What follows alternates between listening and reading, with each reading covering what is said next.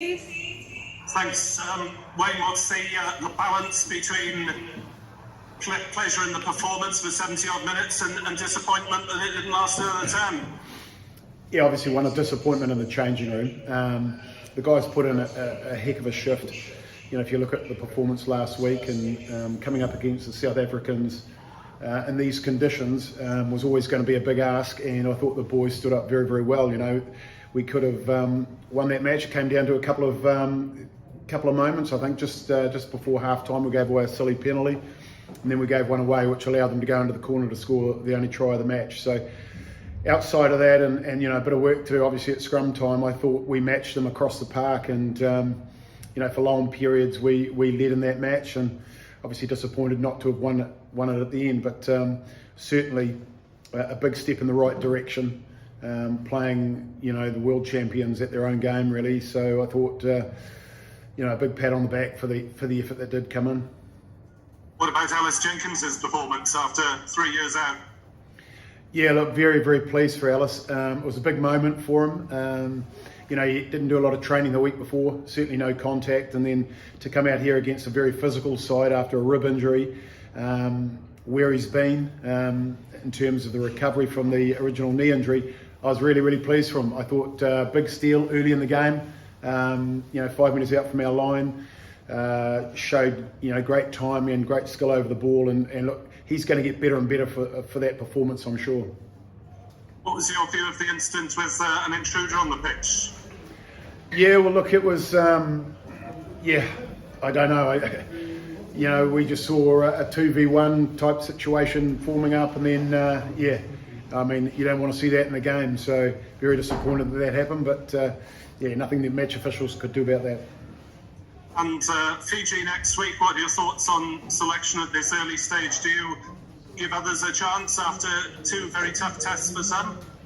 Yeah, we've sort of got a side in mind prior to this match, and we're obviously wanting to wait and see how we came through with injuries and alike. So we'll get the reports in over the weekend and settle on a side early in the week.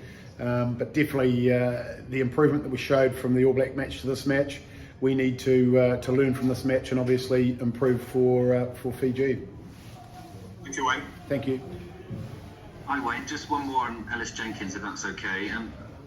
Aside from the fact that it was so heartening to see him play so well, how important do you think he's going to be in the next couple of years, building towards the World Cup? I mean, when John Davis went off, it looked like he was the captain, is that right? Yes, he was, and you're right, he's an important player in that, you know, with Al at the moment with an injury, you know, you're looking to others to lead in the forwards. You know, with Justin Tippett would normally be the stand-in, then you go to Ken Owens. With those players away, Ellis Jenkins not only did he play well, but at times had a leadership role out there, along with Adam Baird. So those two are hugely important for us in terms of leadership. What have you learned about your younger guys, as people like Adam Baird and Tane Basham, Aaron Wainwright, in a game like that? Even though you lost, do you feel like you've got a lot of credit and a lot of, I don't know, making the bank for 2023, having come so close today?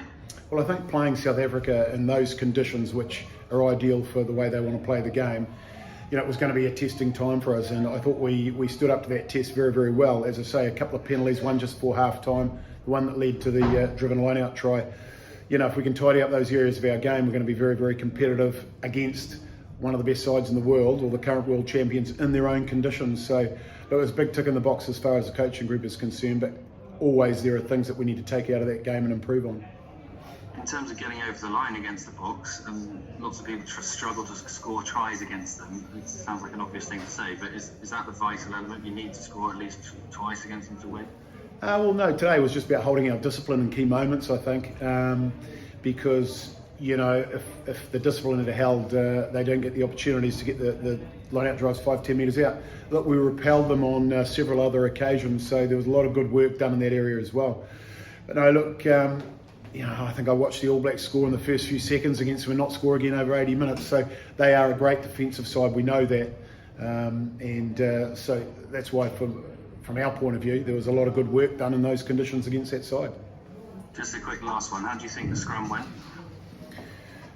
Well, obviously I was disappointed with the scrum. because on their ball, I think they got a penalty at each scrum. So clearly not happy with that side of the game. It's part of the game which, we didn't want to give them ins because that gives them penalties. They kicked and get their line out going, get the line out drive going. So we certainly talked about it, but today that's an area of the game we need to go away and obviously improve on. Hey Williams, Alex here, hopefully you can hear me. Yes.